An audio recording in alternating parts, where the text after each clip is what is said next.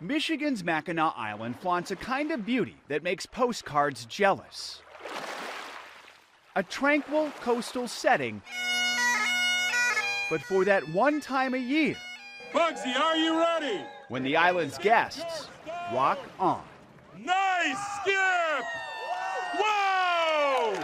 This is Mackinac Island's annual stone skipping tournament, a 4th of July tradition now 50 years old. It's a bunch of hippies on the beach. I just love it. Skip! Competitors are called skippers. Their goal? See how many times they can bounce a rock off the water's surface. 2! A challenge that draws contestants from well beyond a stone's throw away. You've come all the way from Scotland. There's a contest for kids, another for amateur adults. You got all one! That's all right. But the big draw is the battle of the pros. Legends like Kurt Mountain Man Steiner, Mike Airtight Alibi Williamson, and Glenn Hard Luck Loy. And you could spend hours doing this. Loy first competed in this tournament back in 1973. How do people react when they hear that you're a professional stone skipper? They don't believe it, especially if you tell them I was in the Guinness World Book of Records. They go, no. The current world record holder is the Mountain Man.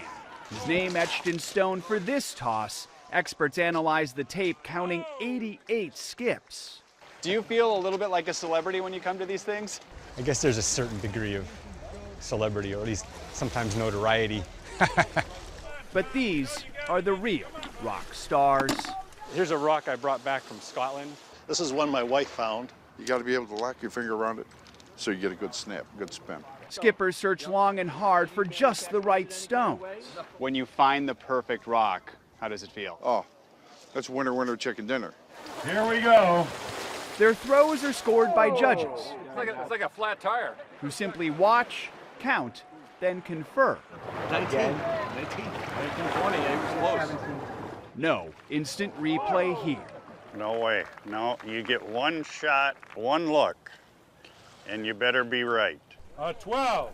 Skippers must also contend with the wind and waves generated by passing ferries, the course's natural hazards.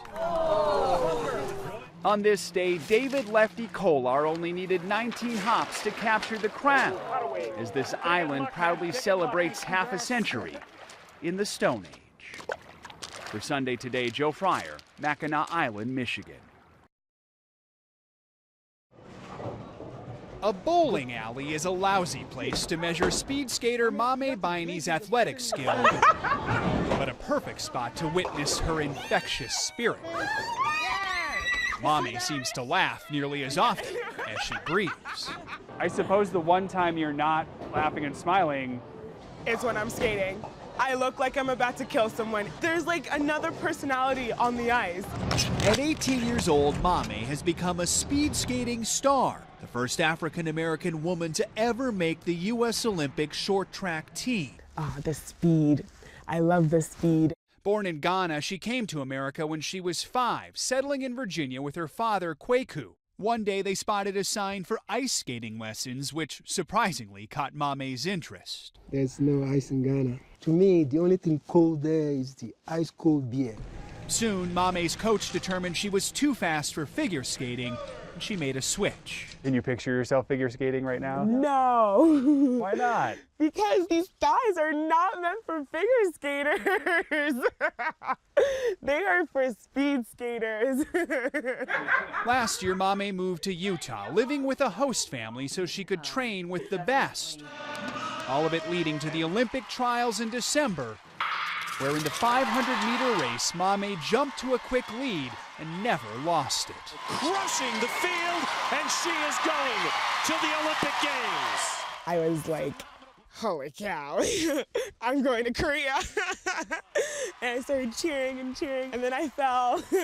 That was an awesome moment. In the stands, her father, who took time away from his job as a maintenance worker, holding a sign that read, "Kick some hiney, Biney." He's the best thing since sliced bread. He's sacrificed so much for me. Like Mame, Kwaku is usually smiling too, until he starts talking about the Sorensens. You know, this journey wouldn't be complete without them. The host family that has given Mame a second home. It's just a beautiful thing. The color doesn't matter. Anytime I think about it, I cry. They are, of course, tears of joy for his daughter, who's as happy as she is fast. Joe Fryer, NBC News, Salt Lake City.